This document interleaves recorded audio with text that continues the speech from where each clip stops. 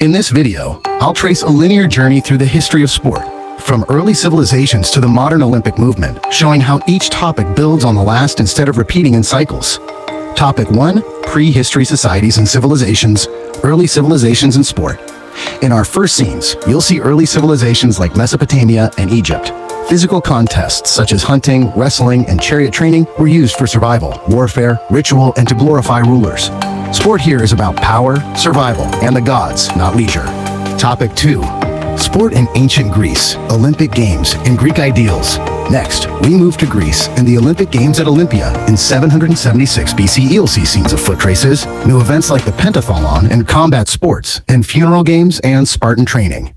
Greek sport links religion, honor, and military preparation, and begins to look more organized with regular festivals and expanding programs. Topic 3. Sport in ancient Rome, spectacle, chariots, and control. Topic 3 takes us to Rome. Gladiatorial spectacles in huge arenas and chariot racing in the Circus Maximus become massive public entertainment. In these scenes, sport is tied to gambling, fan factions, and the famous idea of bread and circuses, where leaders use games and free food to distract and control the population. Topic 4. Medieval sport, knights, folk games, and the church. In the medieval period, you'll see tournaments and jousts of the nobility, where knights trained for war and displayed status. At the same time, commoners played rough folk football and festival games. Archery practice was encouraged, while church and royal authorities tried to limit violent excess, showing early regulation of physical activity. Topic 5. Renaissance, humanism, and the moving body. Our Renaissance scenes show new ways of seeing the body. Artists portray realistic, moving figures, including in physical activity. Upper classes develop more structured sports, while commoners continue simple games. Humanist educators argue that a healthy body supports a healthy mind, so physical activity becomes part of education and personal development. Topic 6. Sport in Britain, rugby, Arnold, and muscular Christianity. Topic 6 moves to Britain.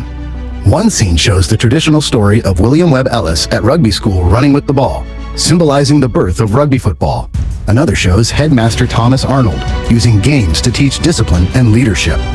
Finally, muscular Christianity links sport, manliness, health, and Christian morals, shaping how schools and churches use games.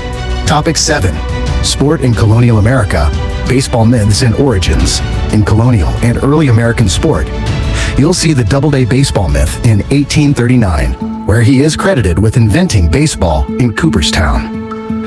The Mills Commission later officially supports this story. A contrasting scene shows the 1838 Beachville game in Ontario, suggesting baseball actually evolved gradually from earlier bat and ball games across North America. Topic 8. Early Canadian sport, military, regattas, and polo.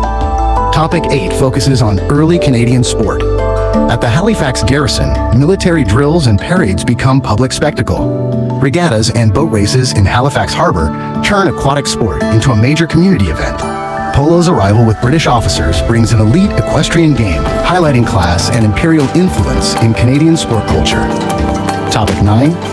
Growth of sport in 19th and early 20th century Canada, amateurs and professionals. Here, you'll see amateur sport, promoted as a way to build character, citizenship, and nation building. The amateur code polices who can play by restricting pay, Sunday competition, and contact with professionals.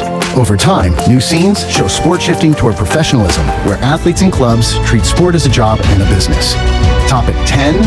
The modern Olympic movement. From revival to global debates, our final topic begins with the 1896 Athens Games, where Pierre de Coubertin revives the Olympics to connect modern sport with ancient ideals and international education. Later scenes show the Olympic Games expanding globally with more nations, more events, and huge media coverage. Finally, we see ongoing debates about amateurism versus professionalism, politics, gender and inclusion, and the true meaning of Olympic ideals. Conclusion: a linear journey, not a cycle.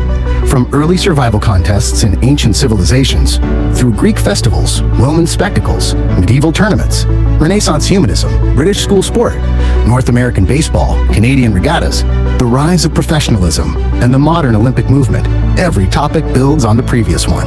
The organization of games, written rules, institutions, and global reach all grow over time. This continuous development supports a linear model of sport history, a long, unfolding journey from past to present, rather than a simple cycle that repeats the same patterns.